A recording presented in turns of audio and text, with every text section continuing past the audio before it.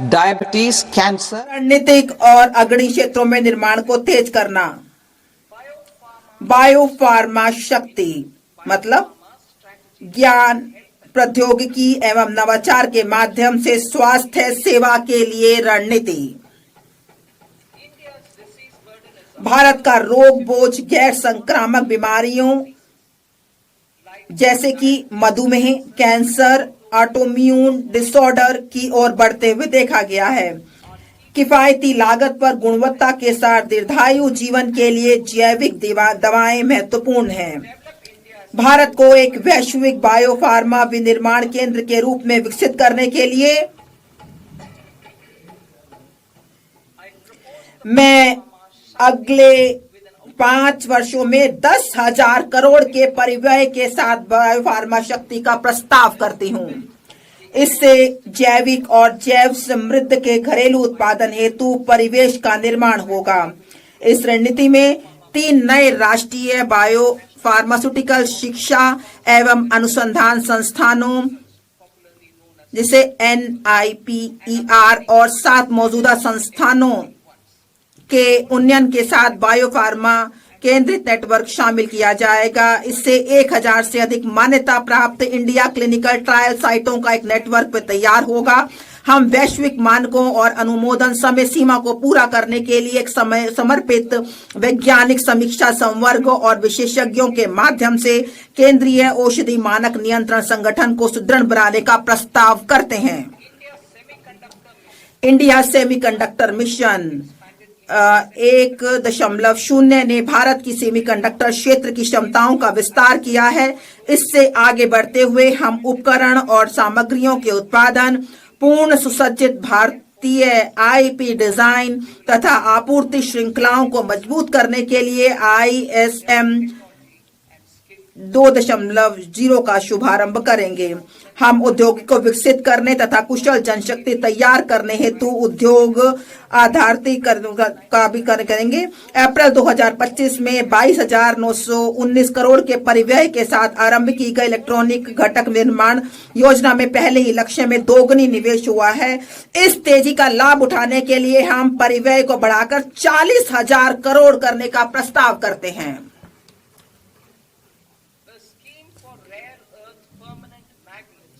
नवंबर 2025 में rare earth permanent magnet scheme आरंभ की गई थी। अब हम खनन, प्रसंस्करण, अनुसंधान और विनिर्माण को बढ़ावा देने के लिए समर्पित दुर्लभ खनिज कॉरिडोर स्थापित करने हेतु खनिज संपन्न राज्यों ओडिशा, केरल, आंध्र प्रदेश और तमिलनाडु की सहायता करने का प्रस्ताव करते हैं। घरेलू रासायनिक उत्पादन बढ़ाने और निर्यात निर्भरता कम करने के लिए हम क्लस्टर आधारित प्लग एंड प्ले मॉडल के आधार पर एक चुनौती मार्ग के माध्यम से 3 समर्पित रासायनिक पार्कों की स्थापना में राज्यों की मदद के लिए एक योजना का शुभारंभ करेंगे।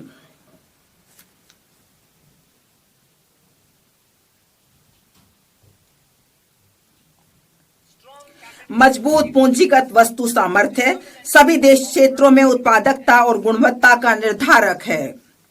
इस क्षमता के निर्माण हेतु मैं निम्नलिखित का प्रस्ताव करती हूँ। CPSE द्वारा डिजिटल रूप में समर्पित ऑटोमेटेड सर्विस ब्यूरो के रूप में 2 स्थानों पर हाईटेक टूल रूम स्थापित किए जाएंगे जो स्थानीय रूप से बड़े पैमाने और कम लागत पर उच्च परिशुद्धता वाले घटकों के डिजाइन, परीक्षण और विनिर्माण करेंगे। 2 उच्च मूल्य और तकनीकी रूप से उन्नत निर्माण एवं अवसंरचना उपकरण CIEE के घरेलू उत्पादन को मजबूत करने हेतु निर्माण एवं अवसंरचना उपकरण समृद्धि के लिए एक योजना आरंभ की जाएगी। ये बहुमंजिला इमारत में लिफ्ट, अग्निशमन उपकरण, बड़ी और छोटी से लेकर मेट्रो और ऊंचाई वाले स्थानों पर सड़कों के लिए सुरंग निर्माण संबंधी उपकरण हो सकते हैं। मैं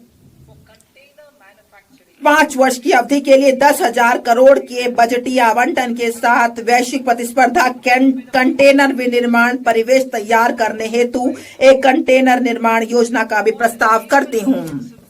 श्रम गहन वस्त्र क्षेत्र के लिए मैं 5 उपभागों के साथ एकीकृत कार्यक्रम का प्रस्ताव करती हूँ। 1.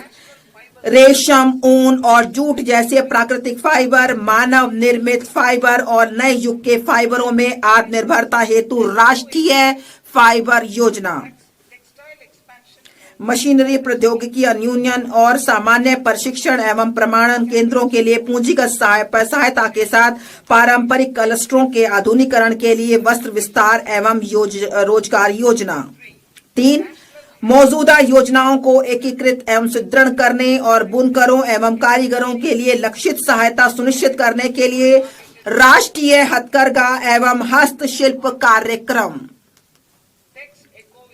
वैश्विक रूप से प्रतिस्पर्धी और धारणीय वस्त्र परिधानों को बढ़ावा देने के लिए टैक्स इको पहल। उद्योग जगत और शैक्षणिक संस्थानों के सहयोग से वस्त्र कौशल परिवेश के आधुनिकीकरण और उन्नयन के लिए समर्थ 2.0।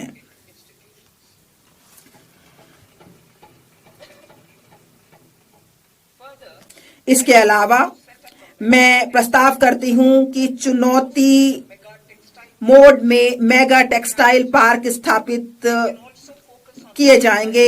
वे तकनीकी टेक्सटाइल के मूल्यवर्धन पर भी ध्यान केंद्रित कर सकते हैं। मैं खादी, हथकरघा और हस्तशिल्प को सुदृढ़ करने के लिए महात्मा गांधी ग्राम स्वराज योजना का शुभारंभ करने का प्रस्ताव करती हूं।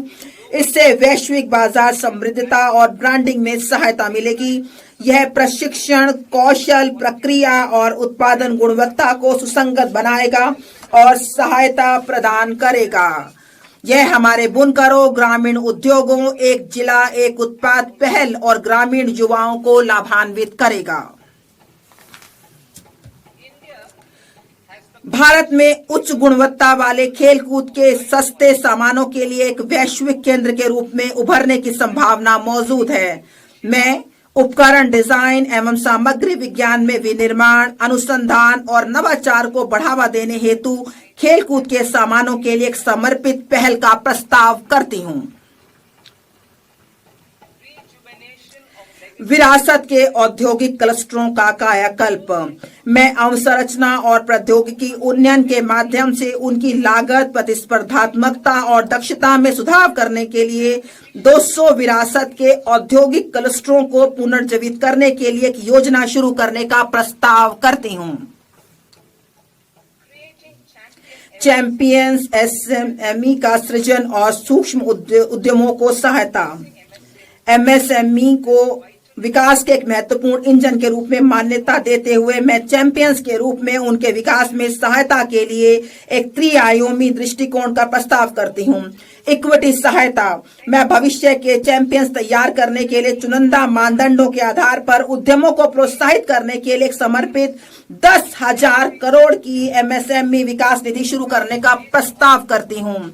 मैं सूक्ष्म उद्योगों की सहायता को जारी रखने और जोखिम पूंजी तक उनकी पहुंच बनाने के लिए 2021 में स्थापित आत्मनिर्भर भारत निधि में 2,000 करोड़ के टॉप अप का भी प्रस्ताव करती हूं।